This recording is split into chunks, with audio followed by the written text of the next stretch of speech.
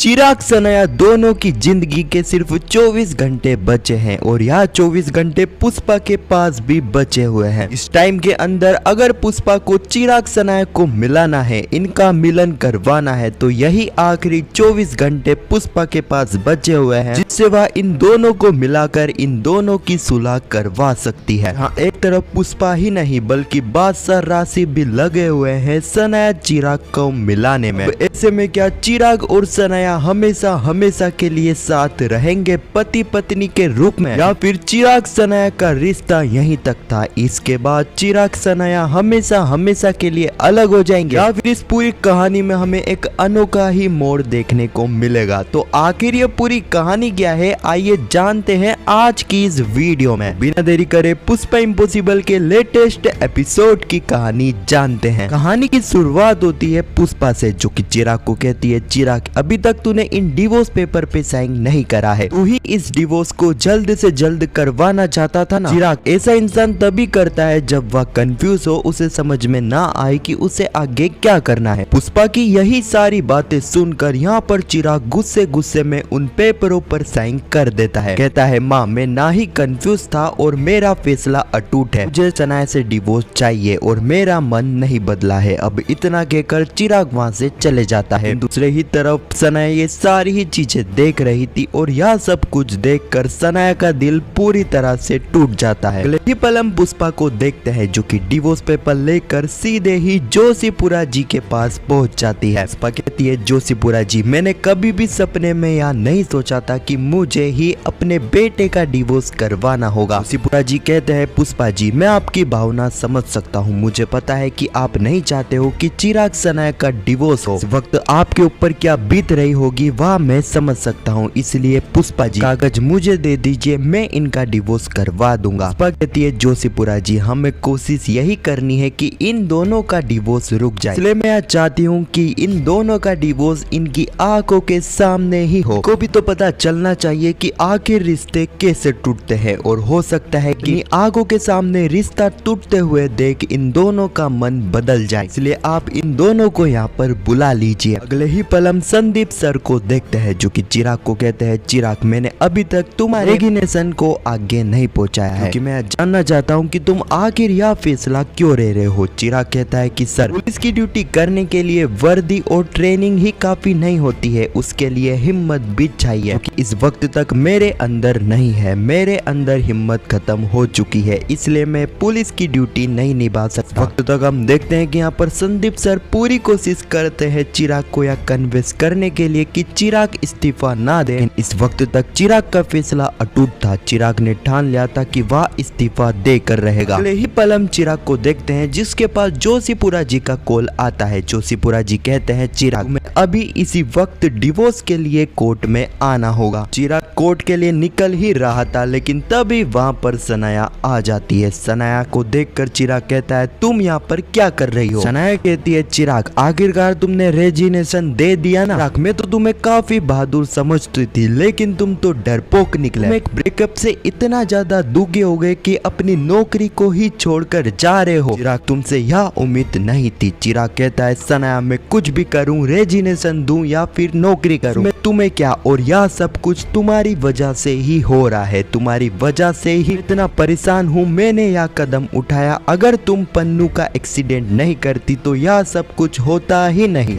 इस वक्त तक हम देखते हैं कि चिराग सनाया इन दोनों का झगड़ा बढ़ते ही जा रहा था। तो सनाया अपनी जगह पर चुप हो रही थी और ना ही चिराग अपनी जगह पर। अगले ही पल हम देखते हैं कि जोशीपुरा जी का कॉल सनाया को भी आता है और जोशीपुरा जी सनाया को भी कोर्ट में बुला लेते हैं। यहाँ पर हम देखते हैं कि इन दोनों को ना चाहते हुए भी एक ही ऑटो में साथ में जाना पड़ता है। अगले ही पल हम देखते हैं कि सनाया और चिराग जोशीपुरा जी के पास पहुंच जाते हैं। इस वक्त तक जोशीपुरा जी सनाया चिराग को कहते हैं, आखिर तुम्हें डिवोर्स क्यों चाहिए, उसका कारण तुम्हें मुझे बताना होगा। लेकिन हम देखते हैं कि यहाँ पर चिराग और सनाया जो कि सारी भड़ास इस बात के जरिए निकाल देते हैं, वह एक के बाद यहाँ चीजें गिनाने लगते हैं कि आखिर इन दोनों को एक दूसरे से डिवोर्स क्यों चाहिए। या दोनों एक दूसरे से नफरत करते हैं, दोनों की नहीं बनती है, एक दूसरे का चेहरा भी या दोनों नहीं देखना चाहते हैं। ये सारी चीजें यहाँ पर जोशीपुरा जी को सनाया चिराग बता देते हैं। खैर अब अगले ही पल चिराग सनाया घर जा ही रहे थे, लेकिन तभी बादशाह वहाँ पर आ जाता है। वह उसे कहता है अच्छा हुआ कि तुम दोनों यहीं पर मिल गए, मुझे तुम दोनों की जरूरत है। आज मेरे क्लाइंट की कोर्ट मैरिज करवानी है, लेकिन उनके गवाह नहीं आए, तो क्या तुम दोनों मेरे क्लाइंट के गवाह बन सकते हो? प्लीज मना मत करना। फिर काफी सोचने के बाद यहाँ पर चिराग सनाया बादशाह के क्लाइंट के गवाह बनने के लिए तैयार हो जाते हैं। अगले ही पल चिराग सनाया दोनों ही अंदर जाते हैं। इस वक्त तक उन्हें एडवोकेट को यही बताना था कि यह दोनों एक अच्छे कपल है। यहाँ पर हम देखते हैं कि बादशाह के क्लाइंट जो कि यहाँ पर कोर्ट में ही यह बता रहे थे कि इन दोनों को एक दूसरे से शादी क्यों करनी है। ये सारी चीजें देखकर हम देखते हैं कि यहाँ पर सनाया एक सपना देखती है, जहाँ पर इन दोनों की जगह सनाया उसे और चिराग को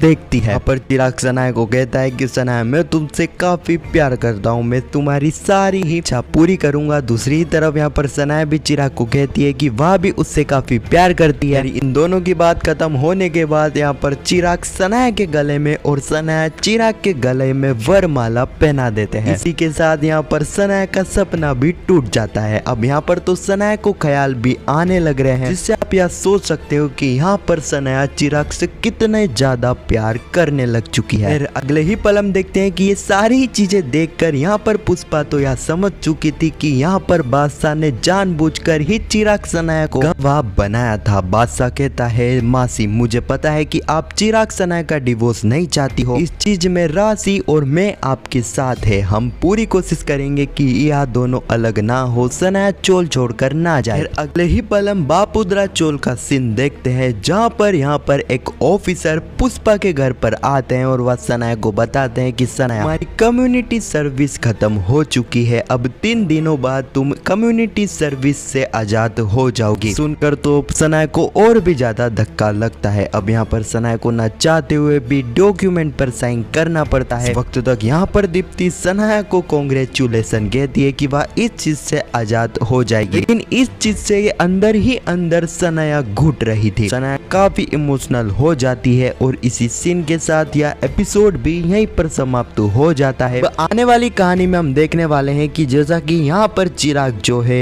बापुदा चोल छोड़कर निकल जाएगा, वक्त तक यहाँ पर सनाया चिराग को रोकेगी, वह उसे कहेगी कि यह ऐसा ना करे, वह मनवा के पीछे ना जाए, वह उसकी माँ की तरफ देखे। यहीं पर हम देखने वाले हैं कि यहाँ पर चिराग जो कि सनाया के ऊपर गुस्सा होकर सनाया को उसकी माँ से रिलेटेड ताने मारेगा। साथ ही यहाँ पर चिराग जो है बादशाह को एक थप्पड़ भी मारेगा, क्योंकि यहाँ पर बादशाह चिराग सनाया को एक करने की कोशिश कर रहा था। तो दिन प्रतिदिन सनाया चिराग के डिवोर्स की कहानी काफी इंटरेस्टिंग मोड पर आते जा रही है। सनाया की माँ की एंट्री की हिंट भी हमें इस कहानी में देखने को मिल चुकी है। तो जल्द से जल्द हमें सनाया की मोम भी दिखते हुए नजर आएगी। खैर आप कितने ज्यादा एक्साइटेड हो इस कहानी को लेकर कमेंट में जरूर बताना। पुष्पा इम्पॉसिबल के आने वाले एपिसोड की ऐसी वीडियो सबसे पहले देखने के लिए चैनल को सब्सक्राइब अवश्य करना। जब तक के लिए धन्यवाद।